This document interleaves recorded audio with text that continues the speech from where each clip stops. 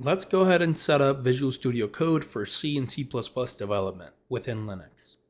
There are three things we need to do, and that is install the C and C++ compilers, install Visual Studio Code, and install the extensions for Visual Studio Code.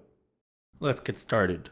So first thing is we want to install those compilers, and we can do that with sudo apt install build essential. This pretty much installs a lot of development tools onto your system, including the C++ compilers. We can make sure that those compilers are installed if we do GCC version and also GPP version. Now to the actual installation of Visual Studio Code.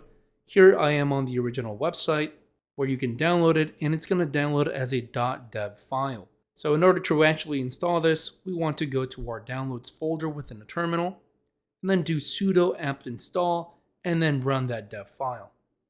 The installation through the terminal will look something like this. Just press yes on the prompt, and it'll tell you at the bottom that permission was denied. But do not worry, Visual Studio Code is installed, you just have to look it up.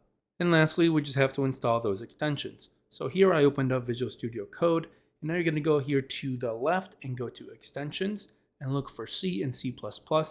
I like to choose this C and C++ extension pack, which includes 4 extensions that are going to be helpful as you progress through your C++ development. And just click install, which will install all of those 4 extensions. Now let's go ahead and test our actual setup. So here I opened up a project that just shows a spinning donut in ASCII, and it's just a regular C++ file.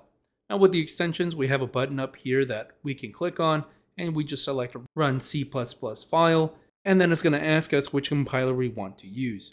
I personally use the G++ compiler, not the GCC one, so I'm just going to choose that. Once we choose that, we can see that our app is running and it's asking me to enter a digit. I'm just going to show 10, and there we go. Now we have a spinning donut, proving to us that our setup is working, and now you don't have to do anything else. I hope this video was helpful. If you have any questions, feel free to leave them in the comments, and make sure to follow for more.